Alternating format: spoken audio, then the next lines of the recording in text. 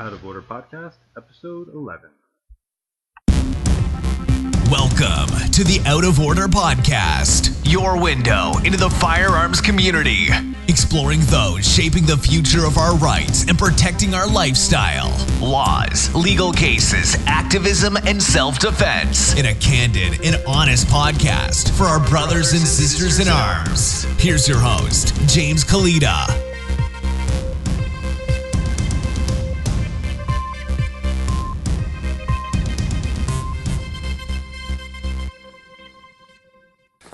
Listening to episode 11 of the Out of Order Gun Rights Podcast. Today's sponsor is Liberty Classroom, where you get the history and economics they didn't teach you in high school. If you head over to the show notes page, you'll find links to our sponsors, which include Liberty Classroom, the Amazon affiliate links, and you can also become a Patreon supporter of the show. Today's guest is Theresa Inacker. Theresa is a mother, attorney, and she is also the communications director for Collation of New Jersey Firearms Owners. Now, here's Theresa. Well, Theresa Inacker, welcome to the show. Thank you for inviting me. Oh, my pleasure. So, Theresa, you've been working with CNJFO for a while now. Would you tell us a little bit about your work with that organization? Yes, they had been very supportive of me over the last couple of years. I had a few personal tragedies. My mom passed away, my husband passed away, and Rosie and those guys were always very supportive of me during that time. So eventually they asked me if I wanted to serve as communications director, and I said yes, and I was flattered that they invited me to do so. So that's how I started working with them, and it's a wonderful organization. Great. And so what got you into firearms? Has it been a lifelong thing, or? No, actually, I got into firearms in the last 10 years. I moved down to a rural place in Burlington County, and there are a lot of animals out here. And one day I had a deer that had been hit by a car. Its legs were broken, and I guess it was stunned, and it charged me in my yard. And it was pretty scary, I have to say. He was bigger than I am, and so I realized that, nature is unpredictable. And it led me to understand also that man is unpredictable. And so, I think that you do have to be able to protect yourself. You never know what circumstances you're going to encounter. And so I decided to take some courses and got my firearms purchase ID card, and here we are now. Oh, great. And so for people outside of New Jersey, what's that process like in New Jersey for getting a firearms ID card? Wow. It's an arduous process. Where do I begin? I live in a rural town that's ruled over by the state police. We have barracks that we have to apply to and, approach for our permits and such. So a lot of towns in New Jersey, they have small, their own police departments. But in small towns, we don't actually have police departments, and so we have to go through the state police process. Town to town, which it shouldn't. It should be standard. The law is written a certain way. It should be standardized, and it isn't. It just varies greatly what the process is. So, of course, you have to fill out the paperwork. You have to provide 2 references. You have to get your fingerprints taken, and then you have to wait and wait and wait. And I went through that process. It took a while. The state police asked my, references, personal questions about me, that kind of thing. They did call them and ask their questions, and eventually, they called me and said that I was approved to get my firearms purchase ID card. Oh, great. And I'm familiar, of course, with the carry laws in New Jersey, but for those folks outside, does that mean now you can carry your gun with you, or what does that allow you to do? No, we cannot do that. In New Jersey, you need to prove that you have a justifiable need in order to exercise the right to bear arms in this state. So I can purchase a firearm with that card. I cannot purchase a handgun without an additional permit. And, even if you're buying a long arm or the additional permitted handgun, you still need to go through a NICS check at the point of sale. So, you're background checked and then background checked again and even again. So you're probably doing it like 3 times, when you get your permit to purchase, when you get your permit to purchase a handgun, when you're doing your point of sale, you're going through a background check. That's only to purchase the firearm and to, not carry it outside of your home. So for some reason in New Jersey, they seem to think that your right to live and to defend yourself doesn't extend outside the home. This is ridiculous and patently unconstitutional, in my opinion. And I actually don't know anybody that has a carry permit. So. Right, and with a million gun owners, you'd think somebody in New Jersey would know someone that has one, and it. Right. I did hear that the only permit in Atlantic County is held by the judge from the Shaneen Alley case. And I don't know. I don't have, and I can't back that up with a source, but that's the rumor that I heard. That is the one and only civilian permit in Atlantic County. Wow, that's irony. Isn't it? Yeah. Wow. So when you started the whole process of getting into firearms, did you feel like, as a woman, how were you treated? How was your experience shopping and finding training and things like that? It's fantastic. I have to say, this community is the most welcoming community. Everyone is willing to share their information, their knowledge, their experience. In the shops that, and actually I became great friends with one of the guys in the shops that I bought my first gun from. So, very, very wonderful people. They're very, understanding and welcoming. And I think this is part of what is so great about the 2A community is the fellowship, the getting to know each other and, riding this ride together. It's super important that we know each other, that we understand, that we help each other. And I've always felt welcome. People have mentored me in various, I'm a trap shooter now. That's my main form of shooting. And the guys at my range, they really mentor me. They've mentored me for years in trap shooting, and it's been wonderful. Oftentimes I'm the only female out there, and I'm just welcomed with open arms, and, I'm treated with respect. It's really, truly wonderful. That's great. Yeah. And so you mentioned the Constitution, and I believe you're an attorney. Is that correct? Yes, I'm an attorney admitted in New Jersey and New York. So I don't want anything that I'm going to say I don't want it to be construed as legal advice. I don't practice criminal law, and so everything we talk about in New Jersey concerning carrying, it's in the criminal code. And so I'm more of a constitutional sort of person than I am a criminal expert. I'm not an expert by any means. So, yes, I am an attorney, but I don't practice criminal law in the state. Fair enough. Do you feel comfortable commenting on the constitutionality of New Jersey gun laws? Okay, great. Yes, absolutely. I've been a lover of the Constitution forever. It's just loved studying it. It was my favorite subject in law school, and I was on the Constitutional Law Journal at my school and published an article. And I was an editor too for outside articles received by professors and such. So absolutely been a passion of mine from the very beginning. Great.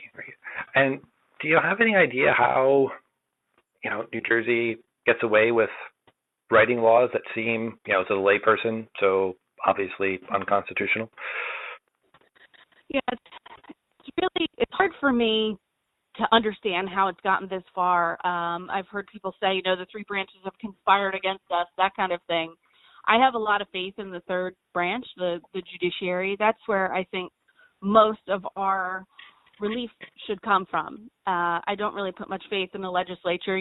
They're going to do what they're going to do. And the 3rd branch, the judiciary, is there to, as sort of like the firewall, to stop them when they go out of bounds. This is a concept that's, from the very beginning. And I really think the judiciary we need to keep pressing it. We need to keep taking it to court. If we can't get relief in state court, then we need to keep going to federal court. And we really need the constitutional issues to be dealt with. Unfortunately, somebody's life gets ruined in the process because they're charged with something. So, we definitely don't want to encourage people to get in trouble in order to get the case there, but we definitely need to keep pressing it in the judiciary. I don't think, it takes time. It just takes years. It can take literally a generation for something to be challenged and changed. So it's a long haul process.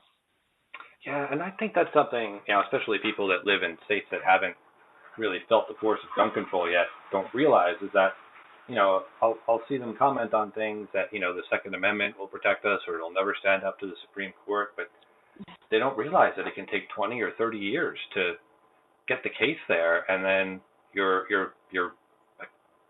hoping that the panel is made up of the right people when it does.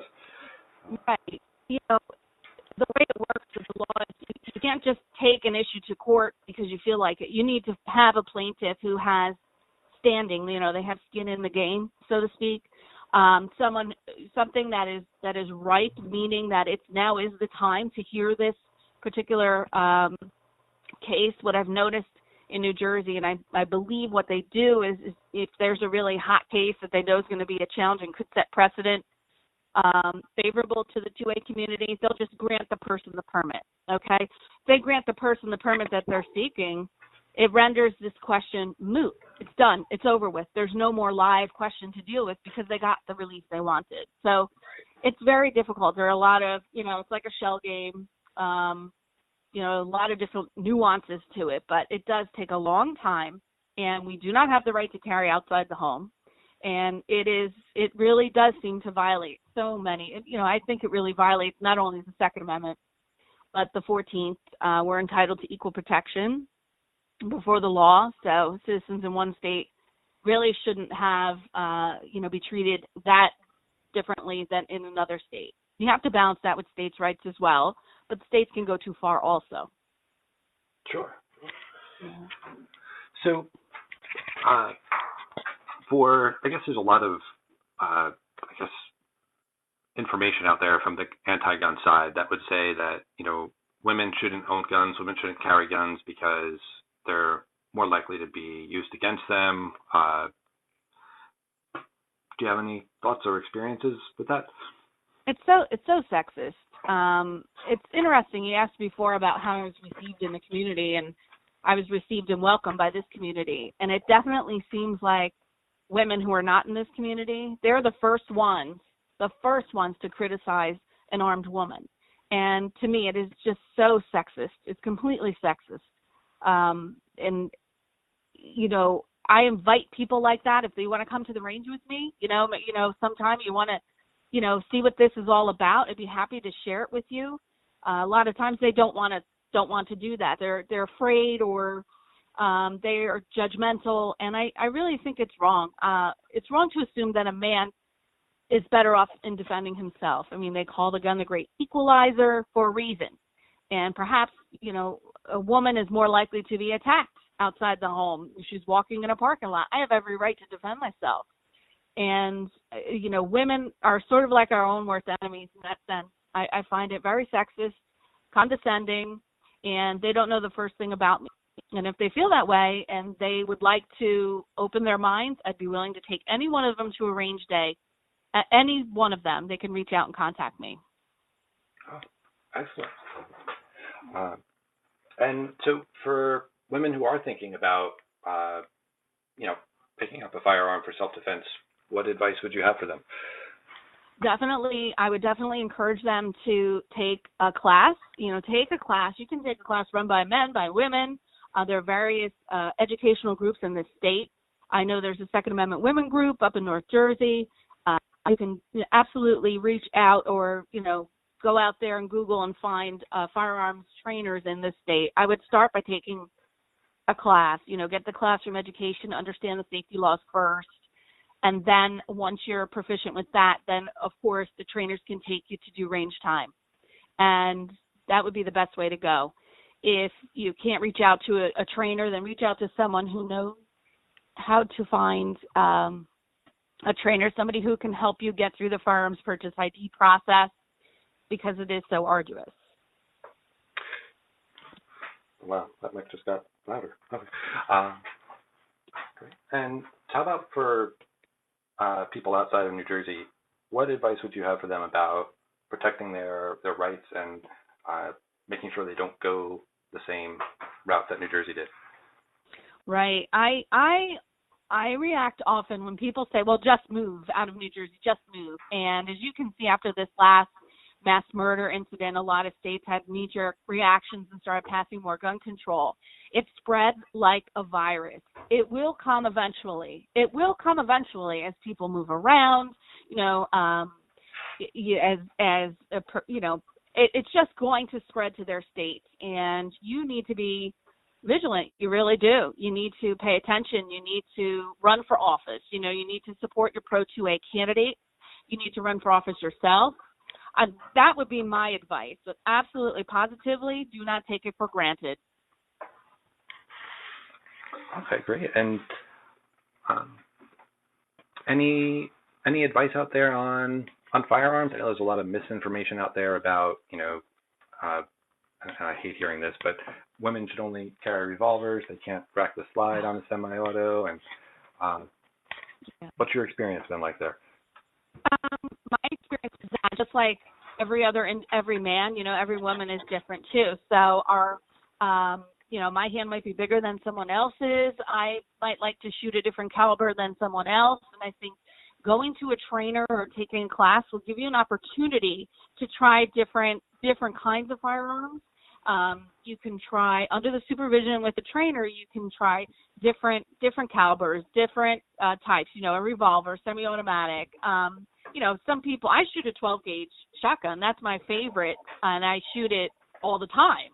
And some people would say, "Oh my goodness, there's recoil and it's too strong." And it's like, no, that's my favorite gun to shoot. So I would get those preconceived notions out of your head and go, and you have to put your hands on it. You have to put your hands on and see what feels good to you. Everyone's different strength in the hand, different size, whatever makes you comfortable. And it's good to go and try it out with someone who's proficient and follow the safety rules.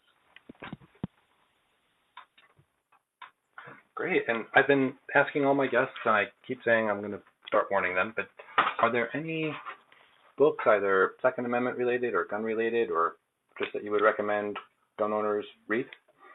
Right. Well, of course, Evan Knappin's book on the gun laws in the state is a really great Bible to have. It's good to have handy. People ask you questions all the time, even if you yourself, you don't have that particular problem or whatever. I have people ask me all the time, like, hey, have you encountered X, Y, and Z? And I always refer to Evan Knappin's gun book. It's very, very handy. And I do read articles on AmmoLand.com. Some of my friends write for AmmoLand, and they're very good at really pointing out, what's hot and current, what we need to know. Those are great articles to read. I definitely follow ANJRPC online. CNJFO, we try to absolutely retweet and repost what ANJRPC is keeping us abreast about in the state, because it kind of changes by the day. You never know what's going on here. True. And so, we talking about the laws in New Jersey. There's a lot in the news now about proposed assault weapons bans, and what does that look like in New Jersey? I despise the words assault weapons, right? And I'm sure you do too. Whenever I hear it, I ask the person, what do you mean by assault weapon? Yeah, there are definitely lots of bills coming down the pike. We just had the Senate voted to pass some bills, 6 or 7 bills last week, and we understand that Governor Murphy is going to sign them this week. It's pretty rough. We're waiting for ANJRPC to provide us with their analysis, their legal analysis, so that we understand what we have to do. But we're looking at magazine limits. I'm not sure if those, there might be some grandfathering in there, but it may only be for magazines that are, attached. And we're not talking about detachable. I'm not sure if we're talking about detachable magazines or not. So we need to look into that. We're not sure if there's a registration fee. I heard once that there was a fee, that now they got rid of the fee. I'm not really sure. I know the NRA and ANJRPC are expecting to file litigation So perhaps maybe they can file for an injunction or something to extend the time period so people can figure out what they're going to do. And, for people in the 2A community who are engaged and understand and follow, that's great. You're going to get the information about what to do. I feel really sorry for the people who aren't engaged, the people who are in the shadows or on the fringes, and they don't pay attention to everyday news, and they may fall vulnerable, unfortunately, being charged with a felony. So it's dire. It's really pretty bad here, and we know this isn't the end of it. They're not going to stop. Today it's the 10 rounds, then there'll be another mass murder, and because of course the 10-round mags aren't going to change anything. They're not going to reduce crime. I understand that Nicholas Cruz used 10-round magazines in the Parkland school shootings. So, 10-round magazine is not a magic bullet, so to speak. It's not a magic fix for what is causing these problems. Then they'll just move to keep going more and more. And it's truly a problem because people are feeling really infringed. I mean, we are seriously infringed here. And, we need to get some relief from the judiciary. I do believe in using the three branches of government, and we've got to use them. We've got to use them. We've got to go and fight them. So it's a pretty dire situation developing. We'll see what happens this week. Yeah, and I think the anti-gun community kind of gets annoyed at the gun rights advocates when we talk about the slippery slope. We're kind of living through one right now. We went from a 15-round mag ban, from the 90s, and now they just passed a 10, and there's been a 5-round limit, proposed every year, since Sandy Hook. Absolutely. It is a slippery slope, and they can get annoyed, and I don't care if they get annoyed. We're talking about cherishing American freedom here and preserving liberty. So their feelings don't matter, as far as I'm concerned. Maybe they feel safer because they passed the 10-round mag limit. Does nothing. It's cognitive dissonance. It does nothing to stop crime or to lower crime. But how they still get so much pleasure out of it really shows that they just want to be victorious. They want to muscle over us. They want to be in control. They want to control us. If it wasn't about control, there would be additional penalties for anyone who uses a 15-round magazine in a crime. But they didn't pass that. That's not what they passed. What they passed is, we're going to really stick it to you people, you law-abiding people, because we want to control. And it can't be seen as anything else. I mean, the writing's on the wall. It's very obvious. And we're not paranoid. We're vigilant. We're vigilant, defenders of freedom.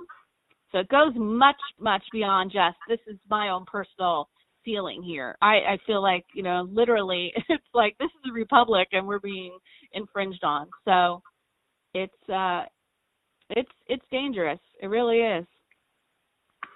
Yeah, it really is, especially even going back to that first assault weapons ban that New Jersey passed, where, after the guy who had the Marlin 22 was arrested. Oh, gosh, yes. And the judge said that the citizen acts at their peril. And I kind of have it in my mind that judges don't use words like that lightly. And peril is a really, really bad word. Right. I agree. It was like, yes, you own a firearm in New Jersey at your own peril. And it's unbelievable. It's still even shocking, shocks the conscience, as we say. It really was perhaps his personal feeling, or I don't know why and how to this day we still have to own firearms at our own peril in this state. It is still shocking, and there's really not much more I can say about it. But the attitude is very concerning. So I suggest that we go into federal courts, to get away from the state courts, as I think we're sort of recycling the same error there. You know what I mean? We're just going around in circles and circles. So I definitely think we need to continue to take really good cases to federal court. Yeah, that does seem to be the path, and have a lot of cases heading that way. Yeah. Another constitutional issue, we don't talk about it much, but it's a taking of property in the sense if I have firearms and 15-round magazines, which I do, I've bought lawfully through all the permitting processes. Now all of a sudden, and again, I don't know if they're all being grandfathered, but if they're not, then they're taking my property, my lawfully owned property, without compensation. In the sense of, what are you going to pay me for that? They want us to pay them to keep property that we already purchased lawfully. It's backwards, in a sense. It's like, what are you going to pay me if I can't the 15-round magazines that are already paid for? So I definitely think there could be another constitutional attack from a property point of view that I don't think the legislators have considered that at all. That's an excellent point. I'm almost scared that they might take up the idea of eminent domain as a way of confiscating firearms. But you're right. They're all their proposals involve registration and not and not purchasing back. Well, I shouldn't say back because it was never there. Purchasing. Yeah. It's just very interesting that I don't think, and typically you think of eminent domain as sort of like land, the condemning a blighted property and redeveloping it or something.